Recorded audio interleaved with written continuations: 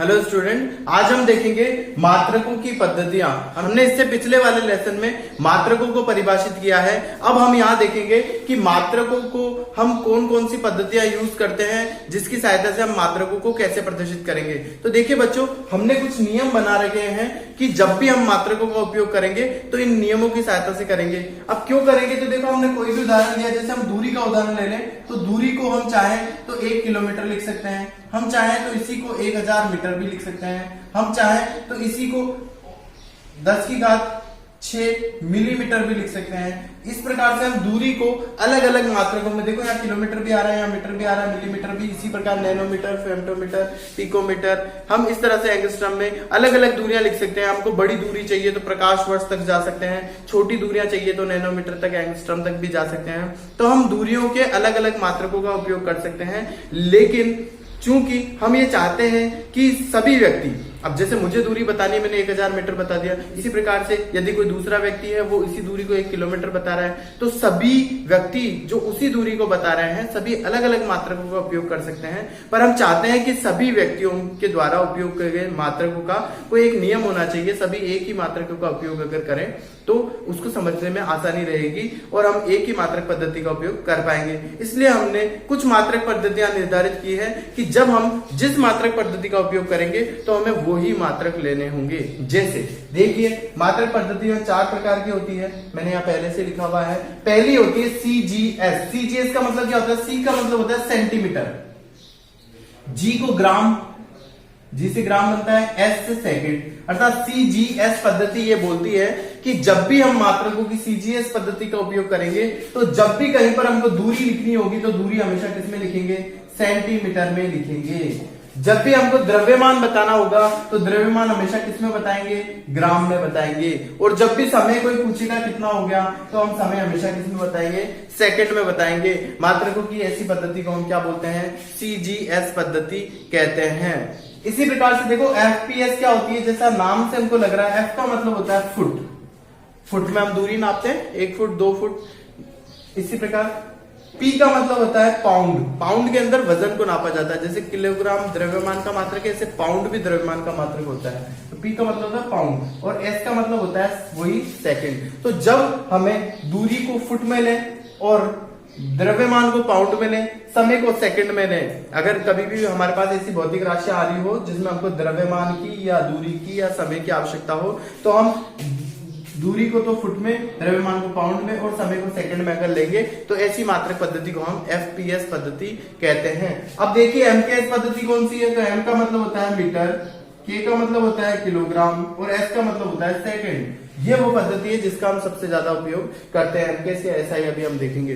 तो एमकेएस पद्धति में क्या होता है कि दूरी को हमेशा मीटर में लेते हैं, के का मतलब किलोग्राम, द्रव्यमान को हमेशा किलोग्राम में लेंगे और समय को सेकंड में लेंगे। अब देखिए, अगर कोई 2 बिंदु है, ए बिंदु और बी बिंदु, इनके बीच में जो दूरी है वो है 1 किलोमीटर। रियल में इनके बीच में दूरी कितनी है? 1 किलोमीटर। अगर मैं ये पूछूं कि एमकेएस पद्धति के अंदर ए और बी के बीच में दूरी बताओ, तो ए और बी के बीच में दूरी किसमें लेते हैं? दूरी किलोमीटर में लेते हैं, किलोमीटर मीटर इस तरह से लेते हैं दूरी को। लेकिन एमकेएस पद्धति में बताना है तो एमकेएस पद्धति तो बोलती है कि इस पद्धति से अगर दूरी लिखनी है तो हमेशा किसमें लिखनी पड़ेगी? मीटर में लिखनी पड़ेगी। लेकिन यहाँ कितने में दिया हुआ है? किलोमीटर में दिया हुआ है। तो इस किलोमीटर को हम किसमें बदलेंगे? मीटर में। तो हम जानते हैं 1 किलोमीटर में कितने मीटर होते हैं? 1000 मीटर होते हैं। तो एमकेएस पद्धति में बिंदु ए और बी के बीच में दूरी कितनी है?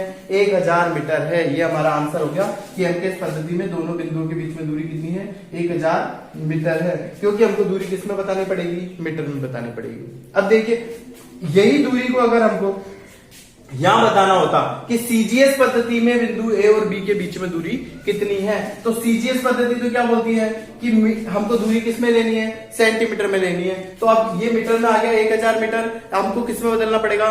सेंटीमीटर में बदलना पड़ेगा। तो 1000 मीटर, 1 मीटर में कितने सेंटीमीटर होते हैं? 100 सेंटीमीटर होते हैं। तो 100 आ गया, 10 की घात, ये 3 और 2 5, तो 10 की घात 5 सेंटीमीटर। तो ए और बी के बीच में दूरी सेंटीमीटर में कितनी आ गई? 10 की घात 5 सेंटीमीटर। अर्थात यहां हम दूरी लिखेंगे तो 10 की घात 5 सेंटीमीटर हमने लिख दी। इस प्रकार से हमने इसको सीजीएस के अंदर लिख दिया। तो इस तरह से इसे एमकेएस और सीजीएस एफपीएस के अंदर हम इनको परिभाषित करते हैं। अब हम ये देख रहे हैं एसआई क्या है। तो एसआई को हम कहते हैं सिस्टम ऑफ यूनिट।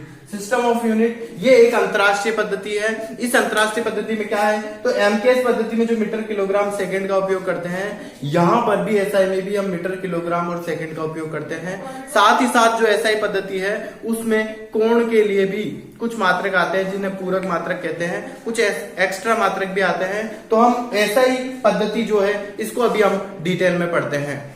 तो देखिए बच्चों, अब हम ये जो मात्रक की एसआई पद्धति या अंतरराष्ट्रीय पद्धति है इसको हम परिभाषित करते हैं, और वर्तमान में जिस पद्धति का उपयोग हम हर घटनाओं के लिए करते हैं वो सभी एसआई पद्धति का उपयोग हम करते हैं। जब तक हमें किसी भी न्यूमेरिकल के अंदर स्पेशली कोई पर्टिकुलर हमें कोई पद्धति का उपयोग करने को नहीं कहा जाए, तब तक हम उसमें एसआई पद्धति का ही उपयोग हमेशा करते हैं। तो देखिए बच्चों, जो एसआई पद्धति होती है इसको हमने इसके अंदर आने वाले सभी मात्रकों को हमने मुख्यतः 3 भागों में विभाजित किया है। वो है मूल मात्रक, व्युत्पन्न मात्रक और पूरक मात्रक। ये 3 भागों में हमने विभाजित करा है। तो मूल मात्रक क्या होते हैं, तो मूल मात्रक जो एसआई पद्धति के हैं वो केवल और केवल 7 ही है, और ये 7 मूल मात्रकों को हमें ध्यान में रखना है, क्योंकि बाकी सारे जो मात्रक आएंगे वो इनसे बनेंगे, केवल इन दोनों को छोड़ करके। अभी हम देखेंगे। तो देखिए बच्चों, जो मूल मात्रक होते हैं वो कौन कौन से हैं। मूल का मतलब ये मूल है, ये इसकी जड़ है, इनसे ही सभी मात्रकों की उत्पत्ति हुई है। तो वो 7 मूल मात्रक कौन से हैं जो एसआई पद्धति के अंदर आते हैं, तो वो 7 मूल मात्रक हैं मीटर, किलोग्राम, सेकंड। पहले कहा था कि एसआई जो पद्धति है वो एमकेएस से ली गई है। तो एमकेएस में जो एमकेएस मीटर, किलोग्राम, सेकंड आते हैं, 7 मूल मात्रक में 3 स्टार्टिंग के वही आएंगे, मीटर, किलोग्राम, सेकंड। देखिए ये तीनों हमारे पास आ गए। तो 3 मूल मात्रक तो हो गए, मीटर, किलोग्राम, सेकंड। चौथा एम्पियर, ये करंट का मात्रक होता है, करंट को हमेशा एम्पियर में दिखाते हैं। केल्विन, ये ताप का मात्रक होता है, ताप को हम केल्विन में नापते हैं।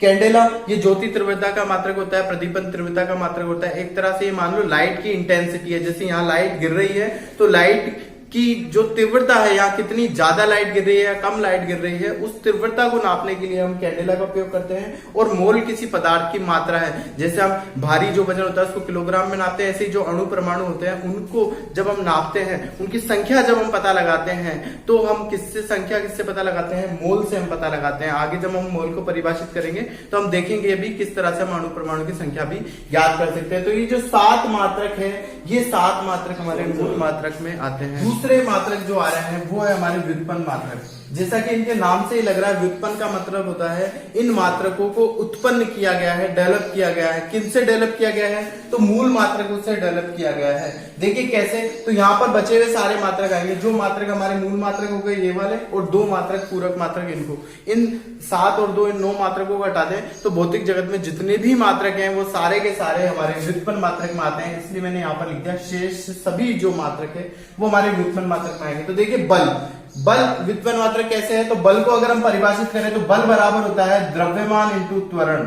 देखिए द्रव्यमान इंटू त्वरण, और त्वरण को कैसे लिखते हैं, तो त्वरण होता है वेग बटा समय, और वेग को कैसे लिखते हैं, विस्थापन बटा समय। तो देखिए यहाँ पर इसमें एक तो द्रव्यमान आ रहा है, द्रव्यमान कौन सा है, ये मूल मात्रक है।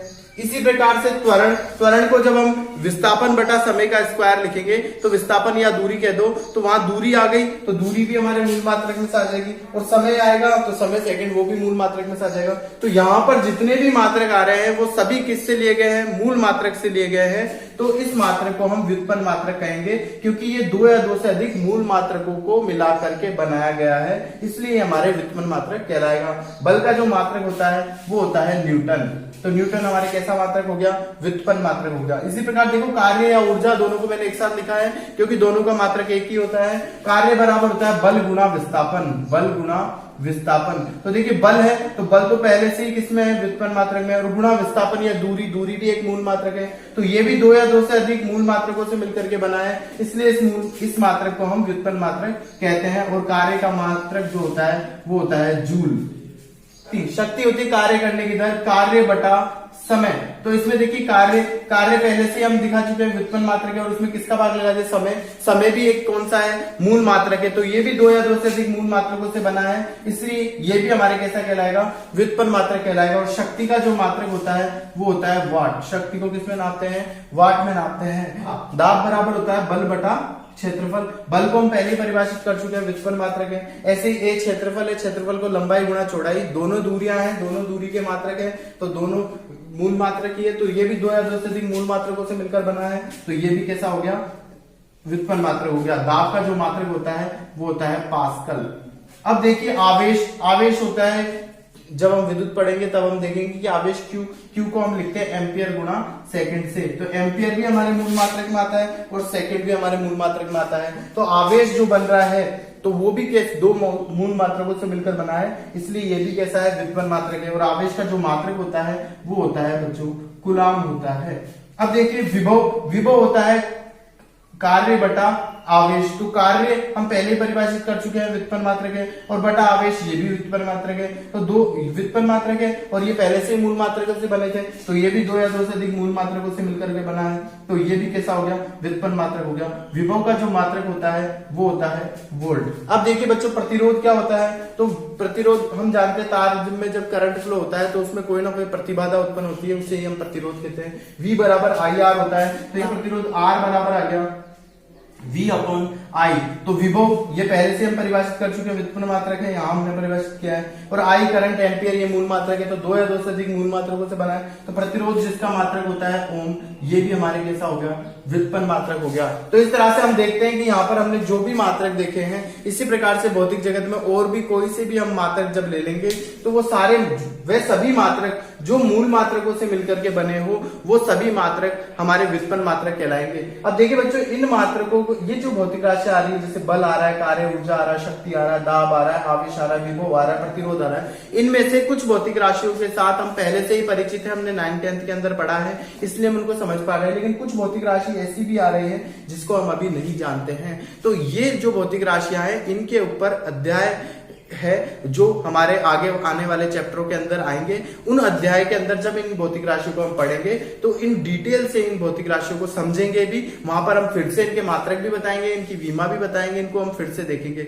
लेकिन चूंकि इस पहले चैप्टर का उद्देश्य है आपको मात्रकों से परिचित कराना, इसलिए हम यहाँ पर भौतिक राशियां उपयोग में ले रहे हैं। अगर हमें यहीं पर भौतिक राशियां याद होती है तो बहुत अच्छी बात है, अगर नहीं भी होती है तो ये इसी क्लास के अंदर हमें आगे आने वाले चैप्टरों में याद हो जाएगी। लेकिन यहाँ का जो उद्देश्य है इस पहले चैप्टर का, वो उद्देश्य की पूर्ति यही होनी चाहिए कि उद्देश्य क्या है कि व्युत्पन्न मात्रक क्या होते हैं इनको समझने का। तो व्युत्पन्न मात्रक क्या होते हैं कि जब कोई मात्रक दो या दो से अधिक मूल मात्रकों से मिलकर के बनता है तो बनने वाले मात्रक को हम व्युत्पन्न मात्रक कहते हैं। और उदाहरण के लिए हमने कुछ भौतिक राशियों के मात्रकों को देखा है। अब हम देखते हैं पूरक मात्रक कौन से होते हैं। तो पूरक मात्रक जो होते हैं वो कोणों के कारण बनते हैं, कोण जो होते हैं उनके कारण बनते हैं। तो देखिए दो प्रकार के कोण होते हैं, एक समतल कोण होता है, एक घन कोण होता है। समतल का मतलब क्या होता है, एक तल पर बना हुआ, जैसे इस बोर्ड के ऊपर मैं कोई कोण बना दूं, दो रेखा खींच दूं, एक यहाँ एक यहाँ, तो दोनों के बीच में जो कोण बनेगा ये समतल कोण कहलाएगा, जिसको आज तक हम नापते आए हैं।